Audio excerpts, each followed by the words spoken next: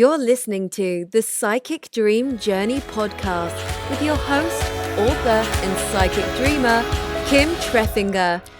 My guest today is Ryan Hurd, author of Big Dreams, Psi, Lucid Dreaming, and Borderlands of Consciousness. He is a dream instructor and researcher out of Philadelphia, and his current special interest is sleep paralysis and lucid dreaming. So we had a fun chat today, and I hope you'll join us. Welcome, Ryan Hurd. This is really awesome to have you join my podcast, and I really appreciate you coming, even though it's called Psychic Journey, Psychic Dream Journey podcast. I am open to talking about all kinds of aspects of dreams. So, and I understand you've been doing this for a long time.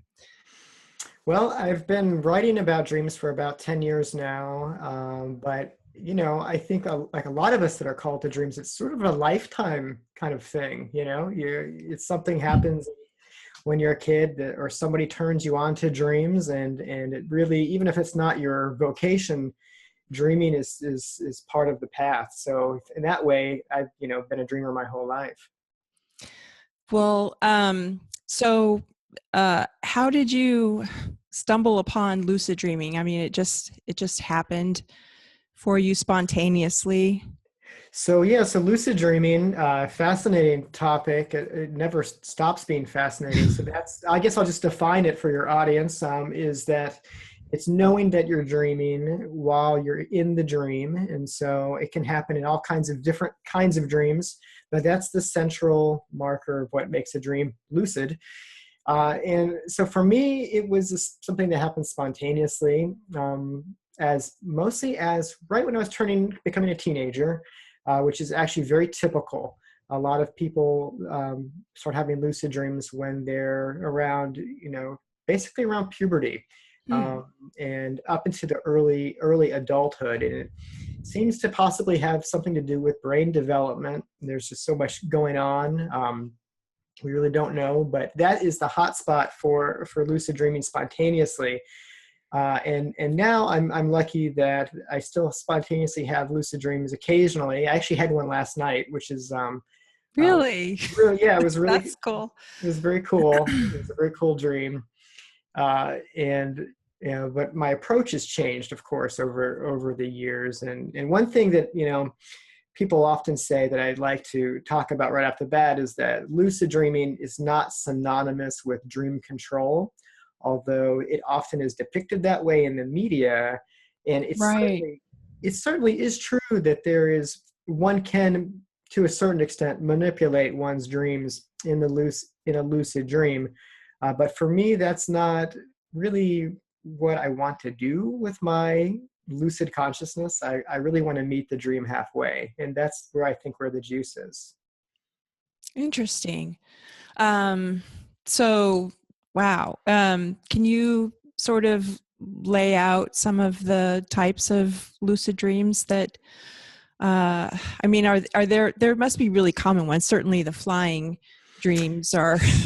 Okay. Yeah. So in terms of what people like to do, when they go lucid, there's been some really interesting research that's come out recently, using retrospective surveys on this kind of thing. And it's probably not surprising that the most common thing people want to do when they realize they're dreaming is fly. It's amazing. Yes, it really is. It's amazing. I've been lucky to do it too. Yeah. Yeah. So that's it. And then, and not too far below that, is pursuing sexual activity in the dream.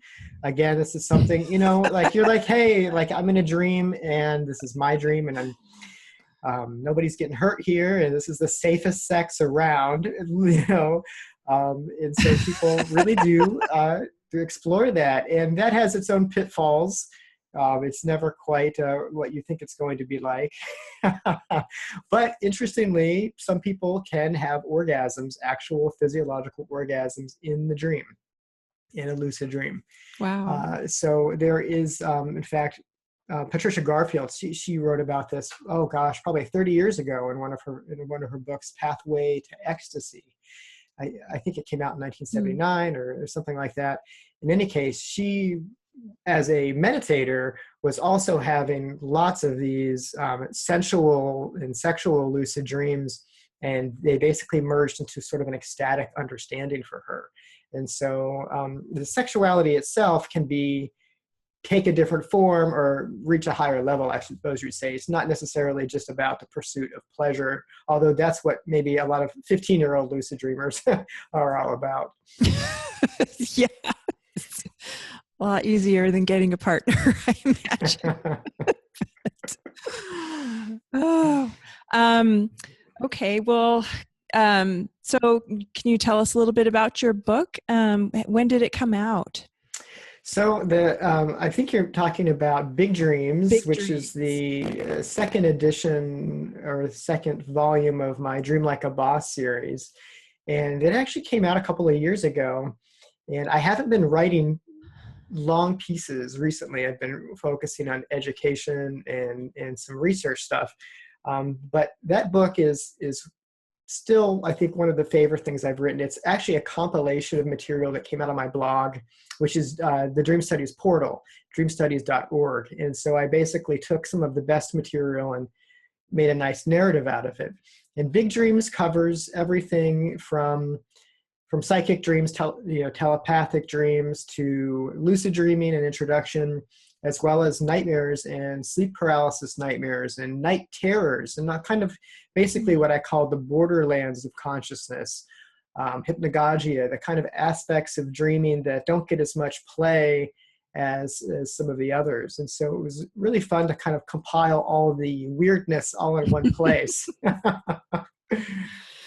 Well, of any of those aspects, is there any that is one of your favorite? Yeah, I have so much fascination always, but specifically right now, because I'm leading a course on it concurrently on sleep paralysis nightmares, because they're really something that hasn't been researched as much. We know almost nothing about it, especially from a dream work perspective, about how to work with the imagery and the sensations that happen during these nightmares. And I actually wrote a book on sleep paralysis, and it's probably my most popular book, and it kind of sells itself because there's not a lot of information out there. And even though I'm considered a sleep paralysis expert, actually none of us are experts in sleep paralysis. It is such a mystery. And so I guess I should define this too, because a lot of people have misunderstandings about what sleep paralysis is. Since it's a very confusing state of mind. It starts with, basically, it's the sensation of waking up and feeling like you're being held down or paralyzed. And it feels like you're awake. It literally feels like you are in a waking state of consciousness, and yet something is happening. Something is holding you down. Yeah. And with that comes extreme fear. Have you ever experienced this before? In fact, I just I've had a few of them, but interestingly, I just had one last month. Oh, wow. Out of the blue, where you feel like something's holding you down, and it's like a struggle. You're trying to struggle to get like, I'm going to get up or something. And there's something that's holding you, and it's some unseen force, but it's like an entity or something that is interacting with you. At least that was my sensation of it. And it was like, get away. But it was really brief though, but it seemed to last forever, but wow. It was just like so, intense, and then that's so textbook. I mean, that's so textbook in terms of the thing is that it's just not this, the term sleep paralysis is so medically sounding, and it's so much more than that. Because for a lot of people who do feel these sensations, right, there is a sensed presence in the room, and there's a malevolence to it. It feels like an intelligence, a true other. You're in an interrelationship with something unseen, generally speaking. and that unseen entity is responsible for your victimhood. And so, right, like, why are you doing this to me? yeah, exactly. And with that, the levels of fear spike so high. I mean, it's so high for some people. It is death anxiety. It really is quite the worst fear one can possibly have. Yeah.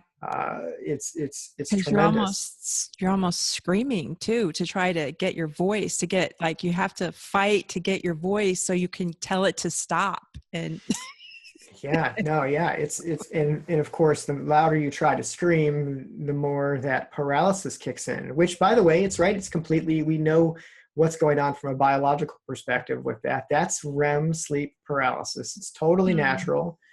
But what's happening is that we're experiencing that from wakefulness.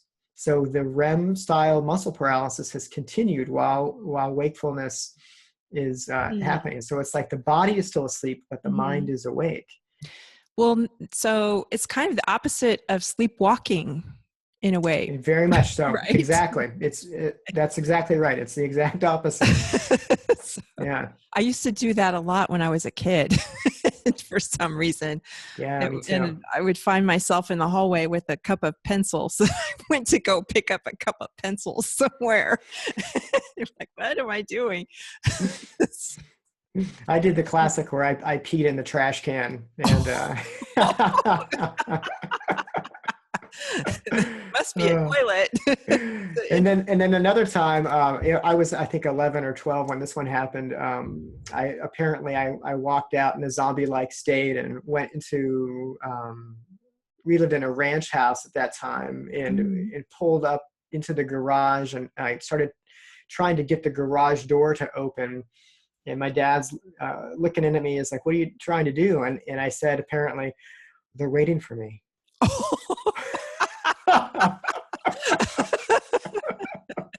Which must have really creeped him out.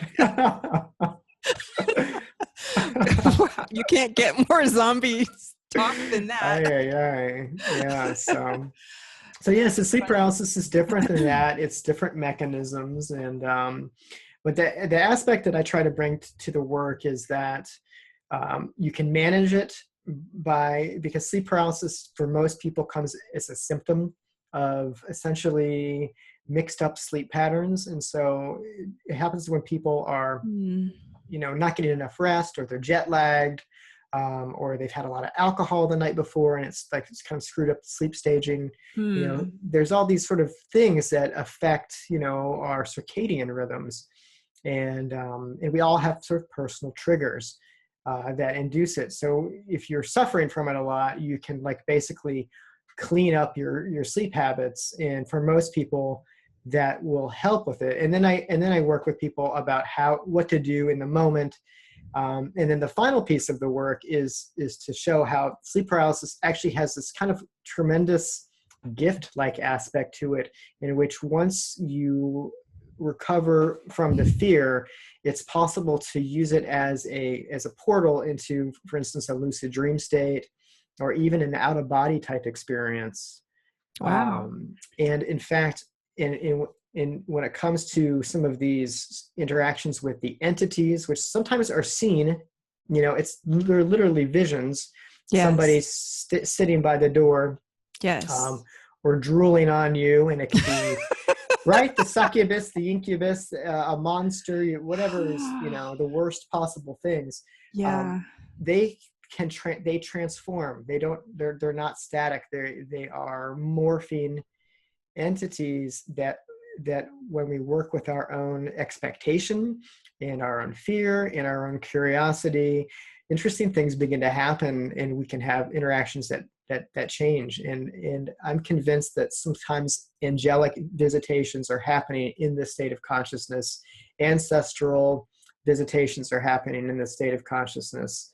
And it's just a matter of essentially changing your, if you want to say, vibration or your mental state, and being able to access different levels of what's going on with this really bizarre, state of consciousness. Yeah. gosh, it's almost like, we should have a catalog of all the various types of crazy things that people have experienced in that realm or state or Yeah. zone. Yeah. Well, Whatever you some people call it. have, there's a researcher, his name is Brian Sharpless. He just wrote a book on sleep paralysis from a medical and a historical perspective. And he cataloged all the different cross-cultural names for the nocturnal pressing spirit, which is sort of Oh. what is, Mhm. and there are, hundreds of variations, and it's not all the same. It really is. It has kind of a cultural flavor to it, Hmm. and of course historically as well.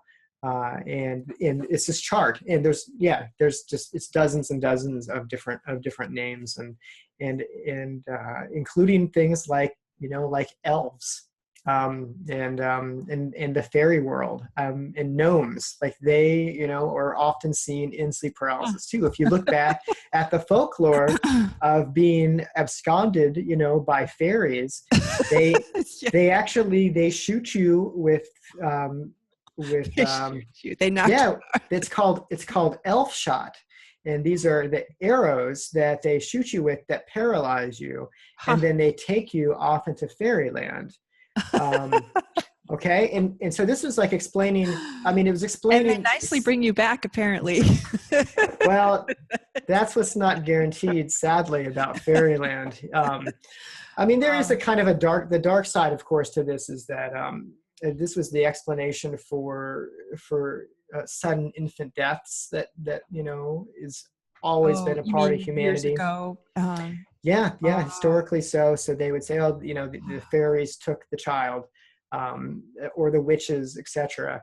But oh, also, I think the sleep paralysis, experience is really leading this folklore and is driving it. wow. Well, so do you want to talk a little bit more about the ancestral visitations? Well, sure. That's always Have you had interesting. much experience with that, or you've had students who have had experiences with that?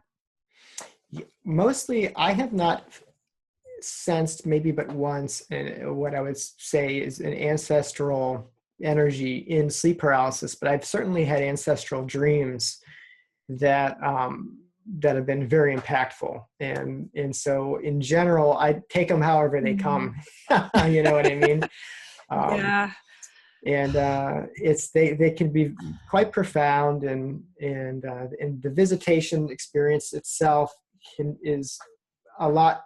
It often happens like a vision rather than a dream for people, and so they'll wake up, and feel like they're awake, but they will be right, somebody, their loved one who's passed on, sitting by the bed, Hmm. and they'll have an emotional exchange, and sometimes information is given to them, and there's hundreds and hundreds of these accounts throughout history, and of course they're happening all the time. You talk to a hospice worker, they're extraordinarily common, especially Oh, around end of life. People begin having these experiences as well, but they're very comforting generally. And people think like ghosts are scary, but most of the time when the dead come back to us, it's an emotional journey it runs the gamut. Let's just say that, it's not one thing or the other. right, right. I've had my share of those. My mom had one a long time ago with her grandfather shortly after she had her second marriage, and he came to congratulate her. But in her dream, she got up out of bed, walked downstairs, sat on the couch, and had a glass of wine with him on the couch. Well, in the morning, her story is that there were glasses of water on the coffee table at the couch. Hmm. So Wow. I don't know, what happened, but it seemed very real to her. So that always stuck with me. Wow, that's interesting. And even without those kind of anomalous experiences, the accounts themselves are so authentic. The people say it wasn't just like some, imagined version of my grandfather or whatnot. I was really in conversation and from a heart level, and something healed. There is a, yeah, it's really a felt sense type thing, right? That is authentic. And so when I hear these accounts, I take them at face value. Absolutely. Now, I noticed an interesting topic in your book called eco dreaming. Now, what is that about? Yeah, so eco dreaming is a term that I use, that basically is a huge topic of just how we are dreaming the landscape. The landscape is dreaming us. And this has to say, in the most, I'd say the broadest sense, that our dreams are not just about us and our personal concerns, but they're about everything that's happening around us in our environment, in our ecology. Not just who lives in our house, but what's going on in our communities, in the more than human world, in the more than human community. And it kind of just branches out into farther spheres of influence when you look at what our sort of situation is with the Holocene moving into the Anthropocene, where we're literally as humans shifting how nature works, and all those balances are off. We were dreaming these. We were having apocalyptic dreams. We were having apocalyptic dreams as individuals that we don't share with one another. They're happening all the time. And they're not just about our personal apocalypse, in my opinion. We are dreaming potential, possible futures and expressions of the present moment. Yeah. And so, so it encompasses a lot, but just as a concept, it's just this, like, there's a give and take going on in dreaming that's not just about the brain. We tend, the way that dreaming is talked about, we are dreaming from our bodies. Our bodies are taking in information and in a relationship with so many other, bodies, right? It's so interesting that the dream maker in our consciousness, chooses the range of, very deeply personal stories to present to us, to things about our neighbors or entertainment, whatever we're consuming. But then just sometimes out of the blue, these more global stories will pop in, and like, and I don't know, on New Year's Day, for instance, just out of the blue, I dreamt that I saw this group of children in Brazil who were praying for the end of nuclear weapons, take nuclear weapons away. There was this group of children praying for this in Brazil. And I was like, why did I dream that? I really, wow, that's kind of, out there. So I've been trying to keep an ear out. Is there anything in Brazil where people are protesting nuclear weapons? I haven't picked up on that yet, but stuff like that just seems to come out of left field sometimes. Yeah, I mean, I think that there's probably, the way I see it is, there's a resonance that happens between what's going on in our lives and our local spheres with what's happening somewhere else, and larger patterns. And it's almost like it becomes the connection is the metaphor, but it's also sometimes alerting us to things that are happening. And this is something that indigenous people have known, for a long time. People will dream solutions to problems that are environmental problems. And they will listen to their dreams about, when the rainy season is going to be over, and when to move very practical stuff, when to move camp.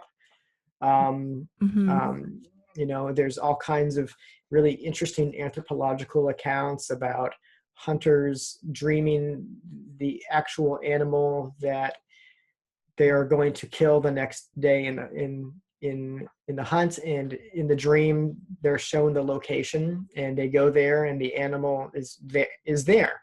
And it's almost, it brings up these kind of concepts of the willing sacrifice, when there's an attunement there.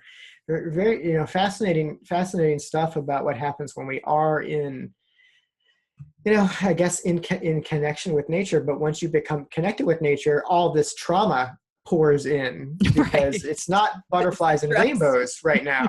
Yes. It's totally traumatic, and Yeah. and so that's intense. And so it comes with definitely the shadow side to it that we have to acknowledge, and so yeah, I think this is just another level of dreaming. We talk about, like, dreams don't necessarily have one meaning. I don't believe that dreams are messages in the sense that one part of us is trying to tell another part. I just think that they're expressions of the creative mind, but that we are multidimensional, and so we're getting all kinds of different layers and concepts of meanings, and we're playing with them, and making sense of them, trying to make sense of what's kind of coming up in the moment. And so I love to work with dreams, but I work with them lightly, you know what I mean? And I take dreams seriously, but I think it's important to, at the end, to be playful with it. Right. Well, it's certainly hard to control what we're going to dream about, the next night or the night after that. Do you have any luck with dream incubation, or do you try to work with that at all? Yeah, so I love dream incubation. I haven't been doing it recently, but it is it really is an effective way of transforming our relationship to the dream from I have dreams in such a passive sense to I'm looking for a dream, and then a dream will come. And I've definitely had that happen many times before. And I've been able to incubate, of course, lucid dreams too. I mean, lucid dreaming induction, which is something that so many people are interested in, is in fact incubation. Basically, it's about, I want to have this particular kind of dream, and I have an intention. Well, that intention, we can have intentions without lucidity. And sometimes the information can be better, because we're not mucking it up with self-awareness and reflective awareness. And sometimes it's just nice to get a very strong, clear image that we can work with. And so yeah, I really, dream incubation is great. If you journal, it's just a matter of asking a simple question, not a yes or no question, but something open-ended, and making it sort of the last thing you read and work with before you go to sleep, and do it for a couple of nights in a row. And the way that I do that is I do it for a few nights in a row, and then I kind of put it away and just see what happens. And generally a dream will come in the next few days. It can come a week later, and which is bizarre, but sometimes it can take even longer, like 10 days or 11 days. But really within that span of time. And I think there's something about it going underground, and then it kind of comes back up. So it's about a focused intention, and then a relaxing that intention to see what comes. And that's what has always worked for me with that. Well, now with people who have achieved success in, having lucid dreams, I guess relatively frequently compared to those who don't have lucid dreams, is there any, I don't know, like how frequently could people have lucid dreams once they sort of get the knack of it? Well, so, I mean, the latest stats are saying that about 50% of people have had one lucid dream once in their life, and which is much more than we thought, 20 years ago or even 10 years ago.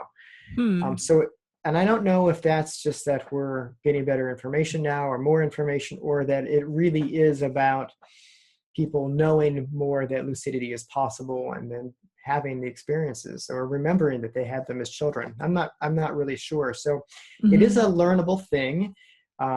Some people like myself had them spontaneously as children, but now in general, if I want to have a lucid dream, I have to work for it. I mean, I had one this morning, but do you know why I had it? I had it because my wife let me sleep in. Oh. And I had a whole extra REM cycle of about an hour that I usually don't get. So I slept until I think 8:30 today. So I'm usually up by 6. And so in general, that's a very active time for my mind. Around 8 or 8:30 in the morning, but I was asleep at that time. And so I had that sort of habit of, mental acuity happening while I was in REM sleep. And it was just, that's the golden ticket right there. And so it involves intentionality. Why do you want to do it? But also it involves a couple of key practices that involve basically cognitive habits that you make about asking yourself, am I dreaming, and questioning reality and that kind of thing. Mm-hmm. There's a whole cottage market about these techniques, and they can really get kind of wild, but it really doesn't have to be that difficult.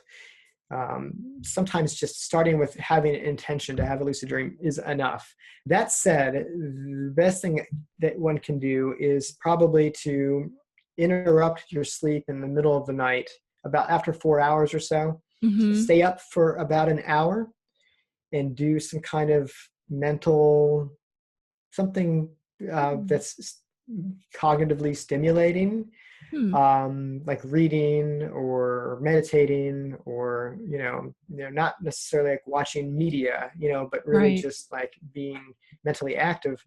Dream journaling, resetting your intention, something that involves words and semantics.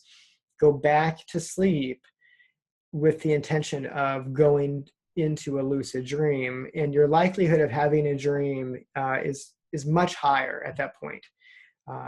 Because just we're more likely to be in REM sleep in the second half of the night, as well as all that sort of mental work, which just like basically front loads the frontal part of the brain right when that usually is dampened during sleep. And so that seems to be one of the things that induces lucidity. So there's flying, and I've even experienced like being under the ocean with whales and stuff, and then flying up out of the ocean and flying in the air. So it was like underwater, and which was just, I still remember it today. So it's, gives me chills even just, talking about it. It's how amazing it can be. But so, I mean, there must be almost endless things that you could have a lucid dream about, right? Would people like to drive airplanes or cars or ski? People practice sports, or what kind of? Absolutely. What are? I mean, other. Yeah. Actually, that last part about essentially sports psychology. There's some interesting evidence that if you practice something in a lucid dream, you can improve your waking performance. And I'm talking about something that's measurable. For instance, entering certain kinds of codes, or on a computer, or getting baskets, shooting baskets, gymnastics routines, rock climbing, these kind of things. There's been experiments shown that when people practice them in their dreams, it improves waking performance. And so there is very much, it's like you're in this mental arena where there's no distractions, and you can really go through it in a deep state. That's the theory. But healing, if you want to deal with what's happening in the dream, and work with energies that are coming up. If you have, a spiritual practice, you can meditate in the dream, for instance. That's kind of like, yeah, a mirror in a mirror kind of. Exactly.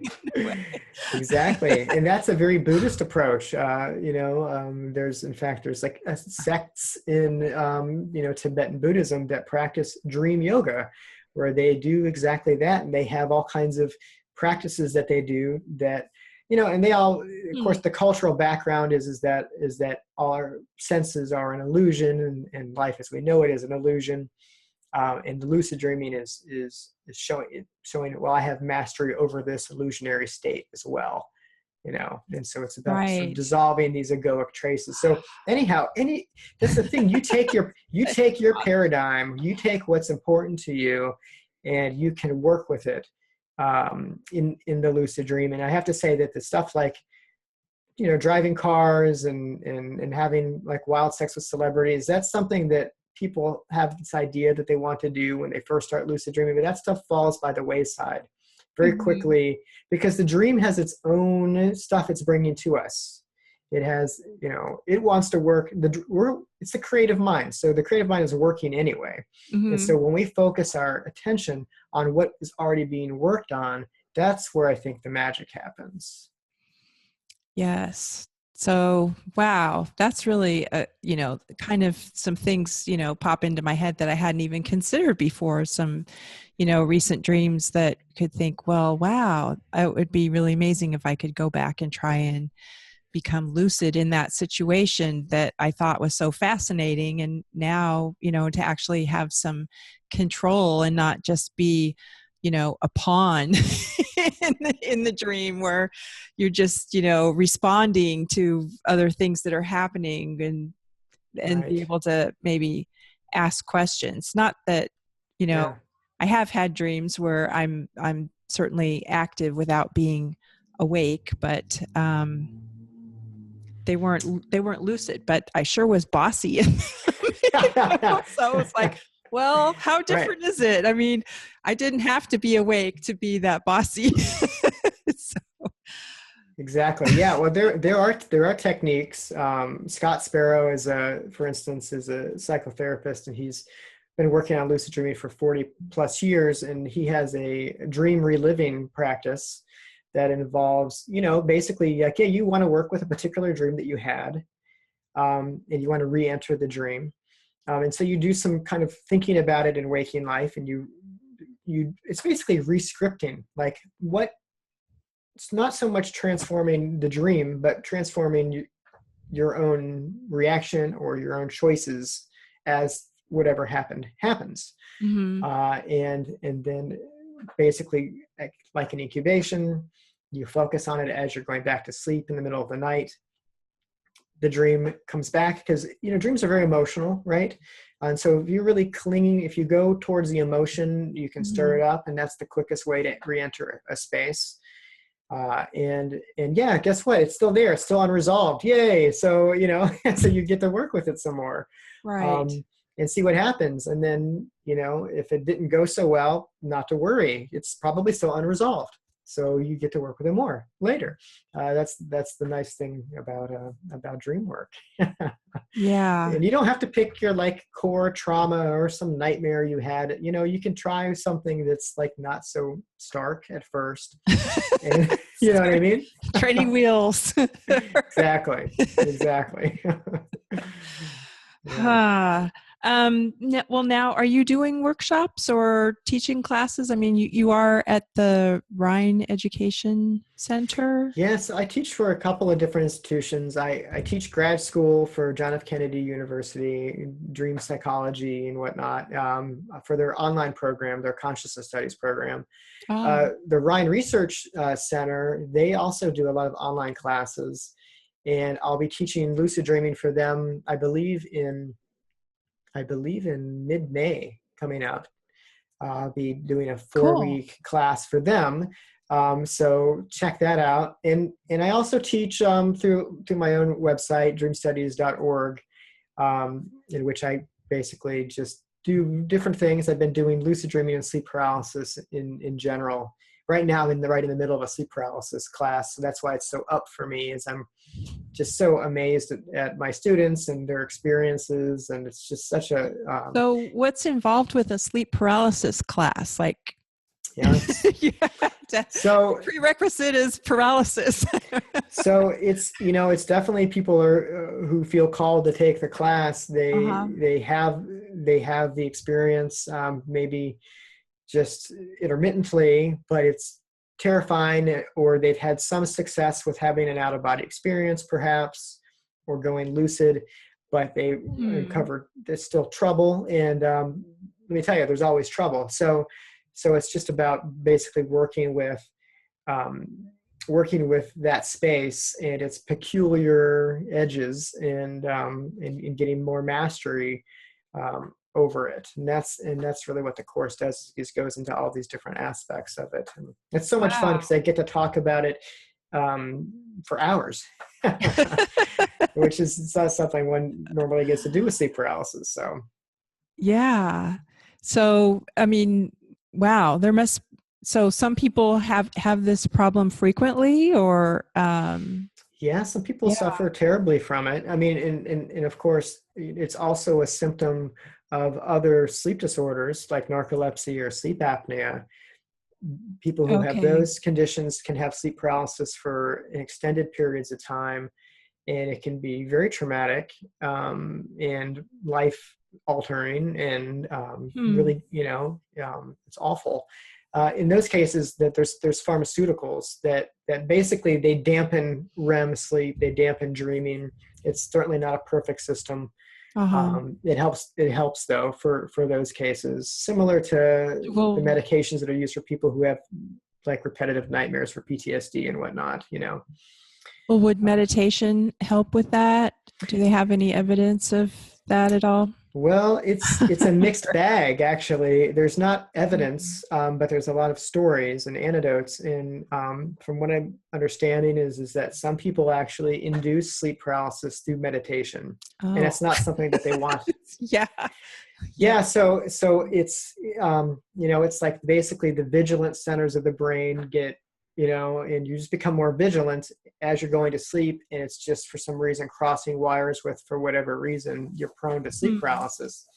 So maybe not meditation, but grounding exercises, relaxation responses, working with core beliefs. You can really do some deep work, from a psychological perspective of, well, what do you believe is the worst thing that can happen, and facing that, and preparing for that in a sense. Hmm. Um, do I believe in demons? Do I believe in angels? Or often we have two or three paradigms simultaneously. Waking Gosh. consensual reality, where say, of course I don't believe in demons. That's ridiculous. But then in the middle of the night, you're getting held down by an unseen force. You realize that you do. Uh, Yeah. and so that's problematic, right? So that's something that I teach as well, is working with finding out what it is that you believe, and working with our personal myths, essentially. Interesting. Um, I guess we have a few more minutes. Was there anything that you wanted to share about your recent trip to San Diego? Did that have any relevance Oh, to sure. I'd where love you to were? talk about that. Yeah, so I was in San Diego. I was actually in Encinitas, and it was for, oh, right. Yeah, like 30 minutes away. So. Yeah, so I was right there in your neighborhood, and we it was part of it was the Society for the Anthropology of Consciousness. It's a group of academics that I've been involved with for about 10 years, and they have an annual meeting. They have a journal and whatnot, and so presenters come from all over the world to present on anthropology of consciousness, and that involves a lot of, like, spirituality, esoteric things, music, sound. It's really an incredible group of scholars, practitioners as well. And I was there with my colleague Beth Duncan, and she and I both were working earlier last year. She actually is employed by them, but for the Worldwide Indigenous Science Network. And Hmm. what we were doing is presenting on some work that we've done in the Paleolithic painted caves in southern France. And last year, I went with Wizen to the caves. We visited half a dozen caves, and it was a Wow. group of scholars and healers and shaman. We were a very eclectic group, photographer and a sound technician. And we went in and we did some ceremony in the caves, and we also did some archaeoacoustics. I have a background in anthropology and archaeology, so I was helping with the archaeoacoustics as well.